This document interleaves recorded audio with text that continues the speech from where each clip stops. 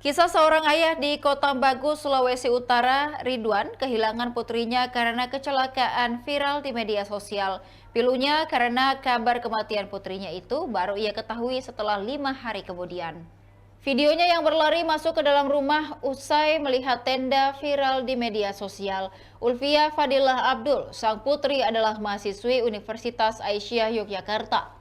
Ia tewas kecelakaan di Jalan Kusumanegara, Yogyakarta pada Rabu 27 Juli 2024 dini hari. Kecelakaan terjadi saat UFA dan teman prianya MSR menggunakan motor keluar dari arah asrama mahasiswa.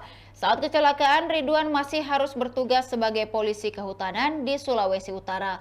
Selama di hutan, ia tak bertukar kabar dengan putrinya karena susah sinyal.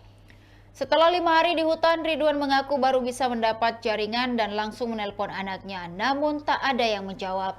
Ia kemudian dihubungi pimpinannya dan diminta langsung pulang ke rumah. Ia juga tidak dijelaskan alasan kenapa dirinya diminta bergegas pulang. Ridwan sedikit kaget ketika sampai di rumah dan melihat tenda. Juga orang berdatangan tanpa memberitahu apa-apa padanya. Setelah ditenangkan keluarga, Ridwan diberitahu jika sang putri meninggal dunia karena kecelakaan. Mengetahui itu, Ridwan mengaku hatinya merasa tersayat. Ia pun langsung menuju ke makam putrinya. Demikian Tribun Timur Hot News kali ini. Saksikan berita lainnya hanya di kanal YouTube dan Facebook Tribun Timur. Download Tribun X sekarang. Menghadirkan lokal menjadi Indonesia.